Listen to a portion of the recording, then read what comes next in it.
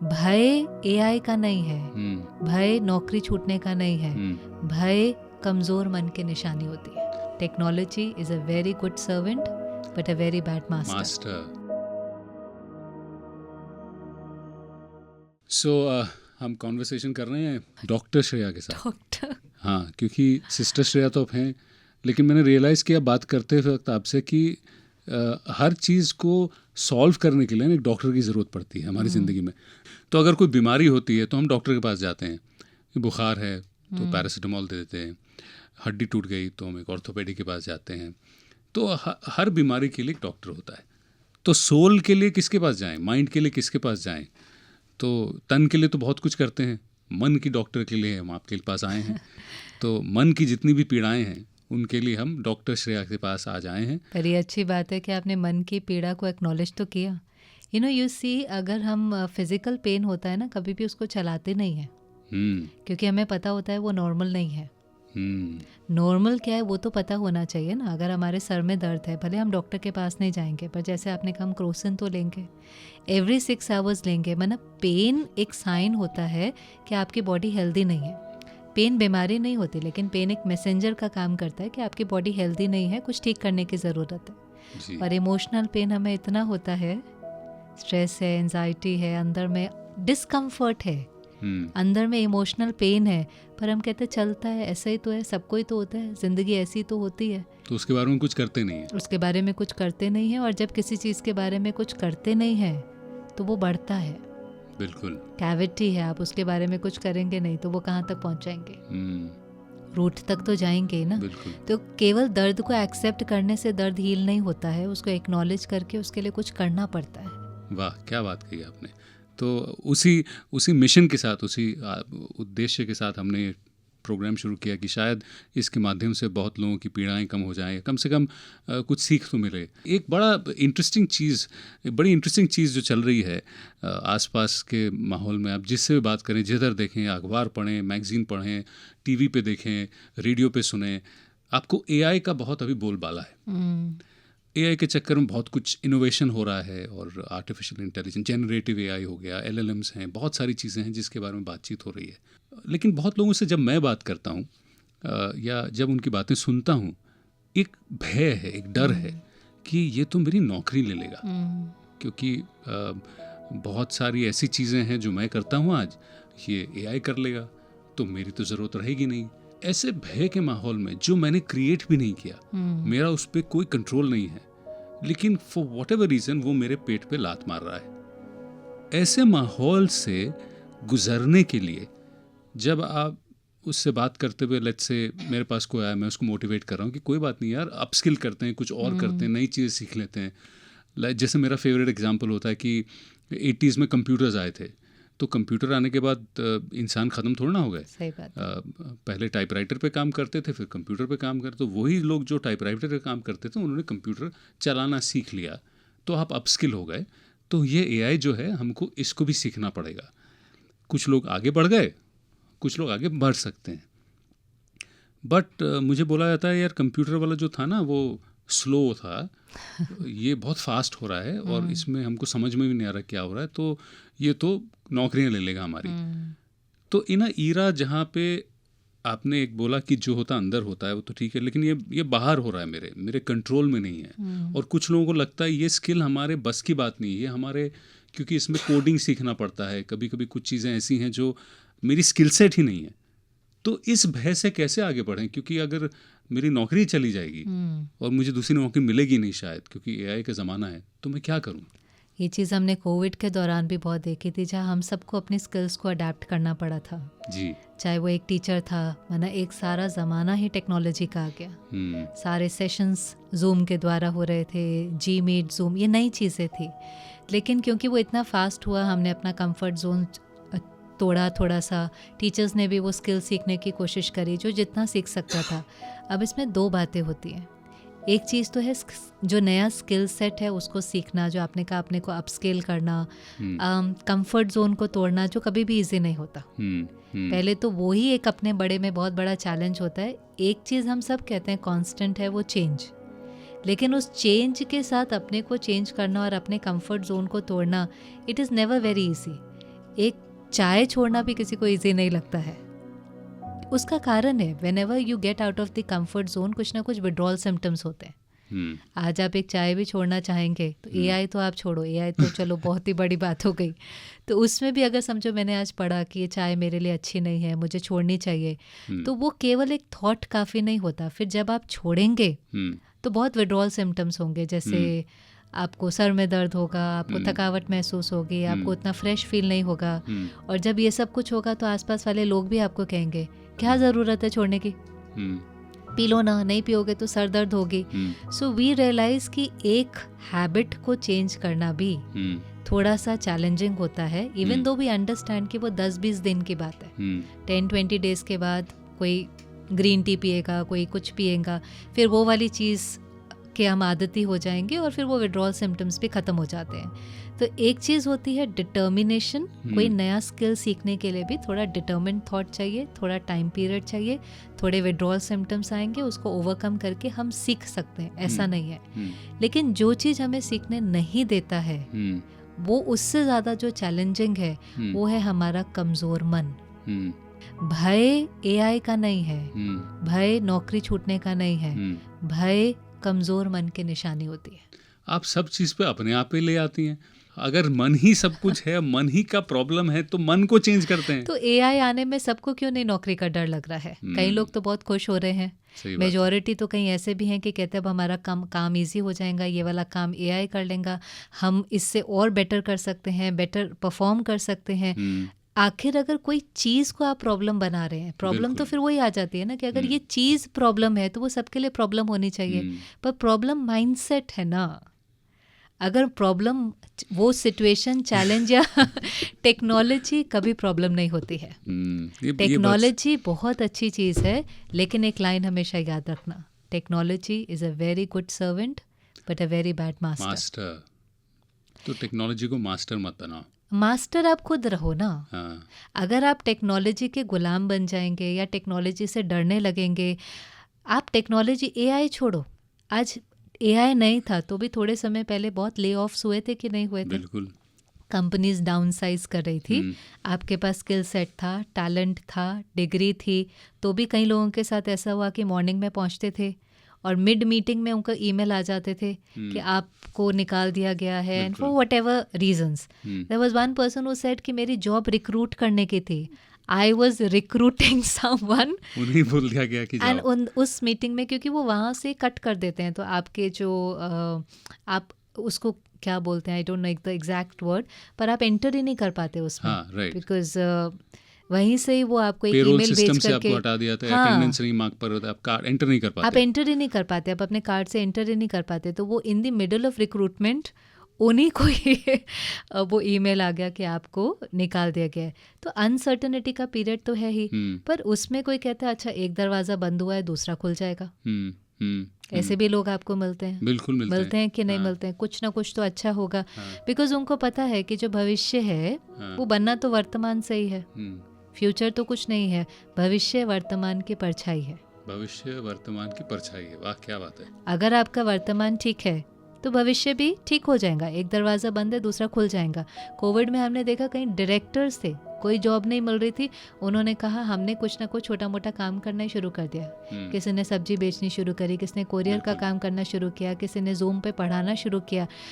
वो लोग थे जिन्होंने नेगेटिव सोच करके डिप्रेशन में नहीं गए। See again we do have a choice. उन्होंने कहा अच्छा अब क्या कर सकते हैं। दूसरा कोई कहेगा अगर मेरी नौकरी छूटी है तो चिंता होना तो लाजमी है। देखो शब्द भी तो कैसे कैसे हैं, जायज़ है, लाजमी है। अब चिंता होना अगर लाजमी है, जायज़ है, तो चिंता करते करते 1-2 हफ्ते के बाद आप किस में चले जाएंगे? डिप्रेशन में।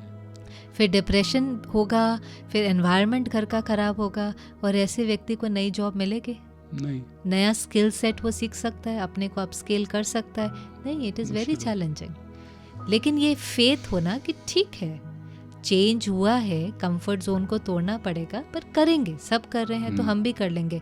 फेथ भी तो अपने पर होना चाहिए ना। पर एक्चुअली हम सबका faith, self respect, faith, confidence इतना कम है कि बाहर थोड़ा सा हिलता है, वो स्टॉक मार्केट का इंडेक्स होता है ना, वो बाहर थोड़ा हिलता है, अंदर ज़्यादा हिलता है। बिल्कुल धक धक करता है ऐसे।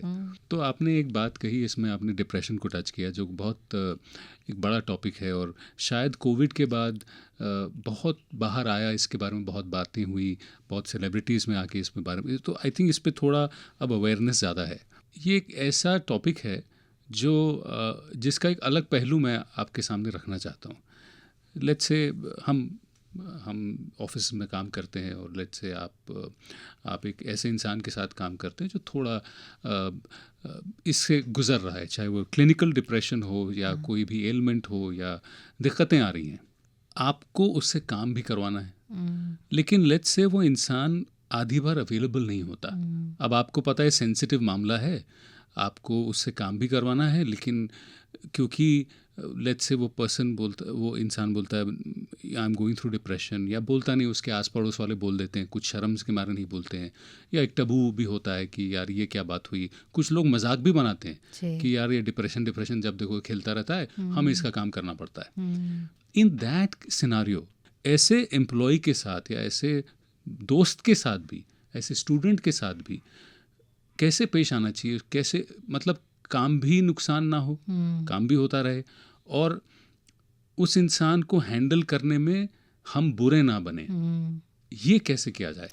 अगर आप किसी भी ऐसे व्यक्ति के साथ आपको बहुत समय रहना पड़ता है जो डिप्रेस्ड है, वो अपने आप में एक बहुत चैलेंजिंग होता है, क्योंकि वो व्यक्ति बहुत दर्द में है। वो दर्द में भी है, वो कुछ गलत बोल भी देता है, वो कुछ गलत कर भी देता है। अब पहली चीज़ तो ये होती है, उसको तो आप हेल्प, सेकंड नंबर है उसको हम कैसे हेल्प करेंगे।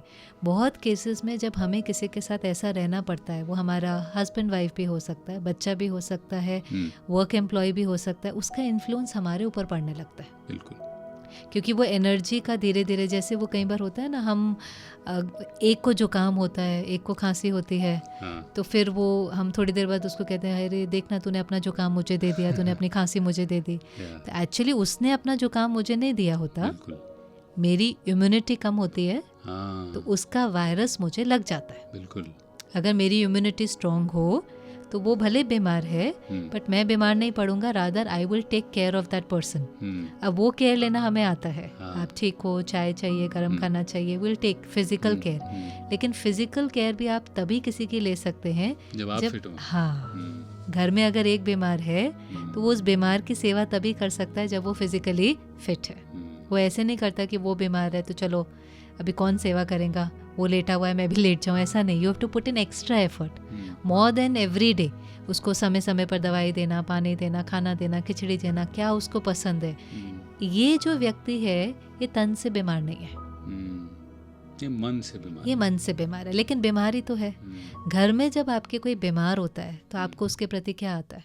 दया तो नहीं आती, लेकिन एक केयरिंग एनवायरनमेंट होता है। जो वैसे भी पेशेंट अगर घर में भी हो ना, और अगर थोड़ा लंबा समय के लिए हो, होते हैं ना कई बार क्रॉनिक इलनेसेस भी होती हैं, कोई बार बेड रेस्ट 10-15 दिन का भी होता है, तो वो भी थोड़ा सा पेशेंट कैसा हो जाता है, एक रिस्पॉन्सिबिलिटी से महसूस होती है, थोड़ा चिड़चिड़ा हो जाता है पेशेंट के नहीं, थोड़ा होता है कि नहीं घर में। तो घर वाले कहेंगे कोई बात नहीं, बीमार है ना, होता है ना, वो बीमार है ना, कोई बात नहीं, उसकी बात दिल को नहीं लो, बीमार है ना। जैसे बीमार में क्या होता है, फिजिकली बीमार में देखते हैं, खीर भी खिलाओ और अगर बुखार हो तो कैसे लगती है? टेस्ट नहीं आता। खीर मीठी होती है लेकिन आपको कड़वी लगती है, क्योंकि खीर कड़वी नहीं है लेकिन आप बीमार है। ऐसे ही वो व्यक्ति जब मन से बीमार होता है तो वो बहुत वीक होता है, वो बहुत सेंसिटिव होता है। वो सेंसिटिविटी का मतलब यही नहीं होता मुझे जल्दी बुरा लग जाता है, मैं बहुत जल्दी गुस्सा करता हूँ, ये भी निशानी है कि मैं बहुत कमज़ोर हूँ। जो एक अच्छा इमोशनली स्ट्रांग व्यक्ति होता है ना, वो गुस्से के वेपन को बहुत ज़्यादा यूज़ नहीं करता है। लेकिन जो कमज़ोर है वो कंट्रोल कर करके, गुस्सा कर करके, चीख चिल्ला करके काम कराने का मेथड यूज़ करता है। तो उस समय पहले तो अपने को याद दिलाना पड़ता है कि बीमार है, कि मैं उसके इन्फ्लुएंस में नहीं आऊँ। नहीं तो बहुत करके क्या होता है, उसने कुछ बोला या उसने कुछ किया तो हम दर्द में जाना शुरू हो जाते हैं. It is not easy to live with somebody who is all the time getting angry और इज़ इन एंजाइटी और इज़ एक्सपीरियंसिंग डिप्रेशन. उसको हेल्प तो हम बाद में करेंगे. ये हेल्प करने का रूल है. जैसे आपने कभी फ्लाइट में ट्रैवल किया हो तो वो सेफ्टी के लिए वो कहते हैं ना कि यहाँ हवा का दबाव कम होगा. अगर हवा का दबाव कम होगा तो ये ऑक्सीजन मास्क नीचे आ जाएंगे. एंड देन दे से किसी को मदद करने से पहले इस चीज़ का ध्यान देना खुद की मदद पहले कि आपने अपना ऑक्सीजन मास्क ठीक से पहना है. And then we sometimes ask people कि अगर आपके सामने आपका बेटा बैठा हुआ है, बच्चा बैठा हुआ है और वहाँ से 2 ऑक्सीजन मास्क नीचे आते हैं तो आप क्या करेंगे? पहले लगाओ. लेकिन हम अक्सर बच्चों को पहले लगाते हैं. हम क्यों अक्सर बच्चों को लगाते हैं? हमारी इंटेंशन बहुत प्योर है क्योंकि हम कहते हैं हम उनसे बहुत प्यार करते हैं तो हमें पहले उनको पहनाना है. हम पहने ना पहने उनको पहनाना है. पर हम ये रियलाइज़ नहीं करते कि वो इंस्ट्रक्शन किसी बेस से आया था. हवा का दबाव कम है, देयर इज नो ऑक्सीजन. आप अगर उनको पहनाने जाएंगे तो आपके हाथ कांपने लगेंगे बिकॉज आपको प्रॉपर ऑक्सीजन नहीं मिल रही. तो आप उनको भी नहीं पहना पाएंगे और खुद भी नहीं पहन पाएंगे. So if you want to help somebody, help yourself first. You have to help yourself first. So the first thing, if there is somebody around you who's depressed, who's in pain, you have to take care of yourself. Take care of yourself का मतलब है आप दर्द में नहीं जाओ. उसकी छोटी छोटी बातों को लेकर के आप परेशान नहीं हो. आप अपने मन में सोचना नहीं शुरू करो काम तो करता नहीं है, ये सारा दिन. सच में दर्द में है. लेकिन what do you do जब आपको काम रोज़ करवाना है और काम के आड़े आ रहा है? तो प्यार, मोहब्बत, दया तो नहीं लेकिन दया भी ज़रूरी है. Compassion is very important. कोई दर्द में है, आप अगर उसके प्रति ये कंपैशन कोई शब्द नहीं है. कंपैशन एक वाइब्रेशन है. कंपैशन का मतलब क्या है? आप मन में उस व्यक्ति के प्रति गुस्सा नहीं हो रहे हो.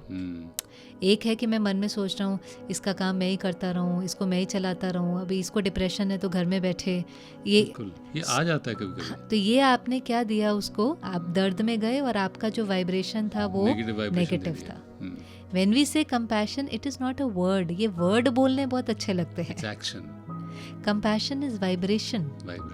आप मन में सोचते हैं ठीक है ना, जो आज इसके साथ हो रहा है वो कभी जीवन में मेरे साथ भी हो सकता है, मेरे बच्चे के साथ भी हो सकता है. कल को अगर ये मेरे साथ हो, how do I want people to treat me well. So the way you want people to treat you, just treat people that वे.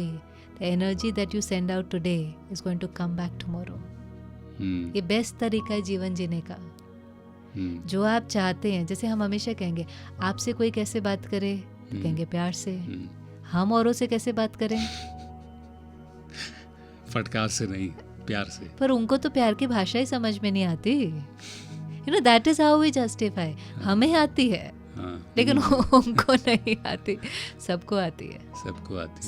कोशिश करके देखो. हाँ, वरना जो दर्द में है उसको टाइम ज़्यादा लग सकता है. जैसे जो बीमार है वो बीमार है ना, तो उसको खाना खाने में टाइम थोड़ा सा ज़्यादा तो लगेगा.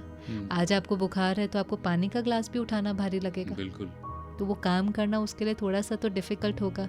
पर आई हैव रियलाइज, बिकॉज हम लोग तो बहुत ऐसे लोगों से मिलते हैं उस डिफ़िकल्ट पीरियड में. अगर कोई उनको सपोर्ट करता है, कोई उनको हेल्प करता है, कोई अपने वाइब्रेशन को प्योर रखता है, थोड़ा चला तो जाता है. हर एक के जीवन से वो पीरियड आता है और चला जाता है. पर उस समय पर जो हम सपोर्ट करते हैं, यही तो है, यही तो वे ऑफ लाइफ है ना. यही तो वे ऑफ लाइफ है कि कंपटीशन नहीं है, कोऑपरेशन है. हम इकट्ठे ही तो हैं. हम सब यही तो चाहते हैं कि आप भी खुश, हम भी खुश, हम सब मंजिल पर एक साथ पहुंचे. यही तो जीवन जीने का तरीका था कि कंपटीशन नहीं है, कोऑपरेशन है. शिफ्ट तो वही लेकर के आना है. बिल्कुल. तो ही तो फिर सामने वाले के दिल से दुआ निकलती है और वो दुआ आपको जीवन में बहुत सुकून का अनुभव कराती है. धन भी लेकर आती है. ऐसा नहीं है. जब हम किसी के प्रति रहम का भाव रखते हैं, वो अपनी कैपेसिटी से ज़्यादा ही काम करके आपको देंगे. देखो, आज मैं दर्द में हूँ. आप मुझे कहते हैं अच्छा कोई बात नहीं, मैंने आपको कोई बात कही, आपने कहा कोई बात नहीं, अच्छा नहीं हुआ ना, कोई बात नहीं. तो जब आप मेरे साथ ऐसा बिहेव करते हैं तो मैं कहती हूँ ये बहुत अच्छे हैं, मेरे को तो किसी भी हालत में इनको ये काम करके देना ही है. So if I was working 6 hours, but if I have a very good relationship with you and I know कि आप मेरी केयर करते हैं, आप मुझे समझते हैं, then I would make it 8 hours. जब आप किसी चीज़ में कुछ बोलते हैं ना, घी एक्स्ट्रा डालते हैं तो सामने से ज़्यादा घी वाले लड्डू ही मिलते हैं, तो आपको ज़्यादा ही मिलता है। सच ए गुड एग्जाम्पल। जो डालेंगे वही तो मिलेगा ना। कभी कभी ऐसा भी होता है कि सामने वाला आपको फॉर ग्रांटेड लेने लगता है कि अरे विशाल तो ऐसा ही है, इसको तो बेवकूफ़ बना लेंगे, इसको बोल देंगे नहीं होगा अगली बार, सॉरी विशाल यार। तो उस केस में आप एक पैटर्न अगर देखते हैं तो कभी ना कभी तो मैं जानता हूँ आप बोलेंगे ये सही नहीं है, लेकिन गुस्सा लाजमी है कि भाई क्या यार, आपको बोल रहा हूँ यार, 3 बार हो गए, 4 बार हो गए, 5 बार हो गए। ये वही है ना, एक बॉलर आ रहा है 5 बॉल छक्के मार दिए, भाई तेरे को बोल रहा हूँ बाउंसर नहीं दे, यॉर्कर दे, यॉर्कर नहीं देगा तो फुल लेंथ डिलीवरी या गुड लेंथ डिलीवरी, वो छक्का मारेगा। तो what do you do in a case like that when you are leading a team? Dhoni field में है, वो बोल रहा है तुमको बोल रहा हूँ मैं ठीक से बॉलिंग कर, अब आप नहीं करोगे तो छक्के पड़ेंगे, सिर्फ तुम्हारा नुकसान नहीं हो रहा, हमारा भी नुकसान हो रहा, बिकॉज है टीम गेम। क्योंकि हर स्पोर्ट जो है इंडिविजुअल स्पोर्ट। फिर धोनी क्या करता है? धोनी जाता है, उससे बात करता है, भाई क्या कर रहा है? फिर वो नहीं समझता है, फिर वो क्या करता है? बोले भाई तू बॉलिंग नहीं करेगा, दूसरे बॉलर को ला। एब्सोल्युटली, बस वही तो करना है। वो अपना काम थोड़ी ना छोड़ता है। उसको किस चीज के लिए वो फेमस है? लीडरशिप, कामनेस, एक्चुअली डोमिनेंस है उसकी उस चीज के ऊपर, काम है। ठीक है, पहले तो ये आइडेंटिफाई करना है कि सामने वाला सच में डिप्रेस्ड है, मतलब वो चैलेंजिंग सिचुएशन से गुजर रहा है कि जैसे आपने कहा वो आपका एडवांटेज ले रहा है। ये परखने की शक्ति होनी चाहिए। बिल्कुल, ये भी एक शक्ति है। हो सकता है सामने वाला सच में दर्द में है, तब तो हमें उसको सपोर्ट करना है। और अगर ऐसा लगता है कि नहीं, सामने वाला थोड़ा सा क्लेवर होने की कोशिश कर रहा है, क्लेवर भी नहीं, श्रूड होने की कोशिश कर रहा है, तो आपके पास उतनी इंट्यूटिव पावर होनी चाहिए, उतनी परखने की शक्ति होनी चाहिए कि ये आपका एडवांटेज उठा रहा है कि ये सच में डिप्रेस, माना इसके जीवन में कोई सिचुएशन है। अगर वो आपका एम्प्लॉई है और उसके जीवन में कोई चैलेंज है तो ज़रूरत बनती है कि उस समय हम उसको सपोर्ट करें। लेकिन अगर आपको लगता है कि आपके समझाने के बाद भी वो नहीं मान रहा है, वो एडवांटेज ले रहा है, वो आपको ग्रांटेड ले रहा है, तो jैसे वहाँ पर वो बॉलर चेंज करता है, काम तो नहीं छोड़ता ना, बॉलर ही तो चेंज करता है ना। आपको गुस्सा करने की क्या ज़रूरत है?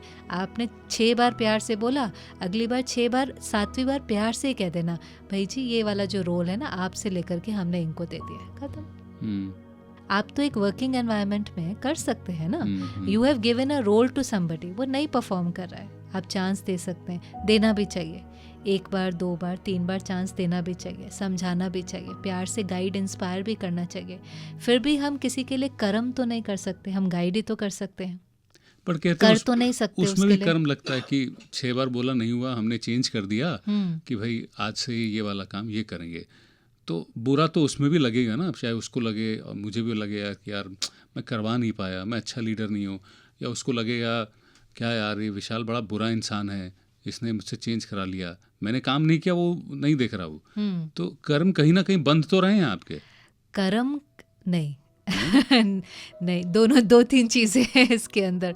एक तो पहले हमें सेल्फ डाउट नहीं होना चाहिए। अच्छा, देखो 2 चीज़ें अलग होती है कि सेल्फ कॉन्फिडेंस, एक सेल्फ डाउट।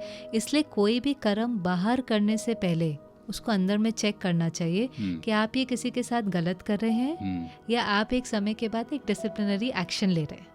जब आपको कोई चीज़ चलानी है, चाहे वो इंस्टीट्यूशन है, ऑर्गेनाइजेशन है, आश्रम है, हर चीज़ के कुछ रूल्स और डिसिप्लिन्स होते हैं। तो वो जो आपके लिए काम कर रहा है, आपने उसको रूल्स और डिसिप्लिन्स पहले से बताए हुए हैं, आज थोड़ी ना बताए हैं।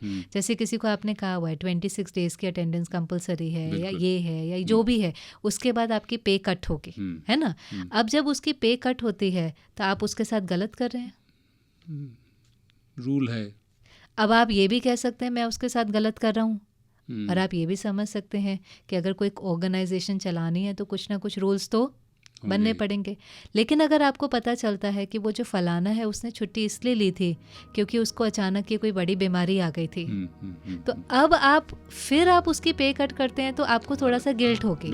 लेकिन तब आप एज अ लीडर आप समझते हैं कि नहीं, ये तो उसकी डिफिकल्टी का पीरियड है। जैसे कोविड में कईयों ने पेड लीव दी किया ऐसा कि नहीं? कईयों ने ये भी कहा कि जिन्होंने अपने फादर्स को लूज कर दिया, टाटा जैसों ने उनकी एजुकेशन को 12th तक फंड किया. So every time the decision will not be same. वो डिसीजन है, वो रूल है, लेकिन फिर भी दैट इज़ वाई मैंने जो कहा था कि कोई भी डिसीजन बाहर लेने से पहले एक रिश्ता अपने साथ होना चाहिए. वो चीज़ आपको कंफर्टेबल फील करानी चाहिए. अगर वो एक डिसिप्लिनरी एक्शन था और आपको लग रहा है कि वो क्लेवर होने की कोशिश कर रहा है, वो आपका एडवांटेज ले रहा है, तो आपकी दिल नहीं खाएंगे. क्योंकि आपने बहुत चांस दिए, आपने उसको हर बार लेकिन एक समय के बाद असर्टिव होकर के कुछ कहना भी पड़ता है. एंड क्योंकि आपको भी कोई रिजल्ट देना है, वो टारगेट डेडलाइन मीट करना है, तो आप भी यहाँ पर उसके लिए कुछ गलत नहीं सोच रहे हैं. आपकी इंटेंशन में इम्प्योरिटी नहीं है, आपका तरीका गलत नहीं है. आप बहुत प्यार से उसको कह रहे हैं देखो बहुत ट्राई किया पर हम भी क्या करें, हो नहीं रहा इसलिए, और फिर आप उसको रेफ़र भी करते हैं बहुत अच्छा आपको हो, आपको अच्छे से और जॉब मिले, whatever, but then you have to take that action. But the same rule may not apply to all situations. To all situations. Got it. अगर वही जेन्युइन केस है, so as a leader, as a parent, as a father, as a responsible person हो सकता है आप उसको कहें ये 10 दिन क्या, आप 10 दिन की छुट्टी और ले लो और इस 10 दिन के लिए भी हम आपको पे करेंगे.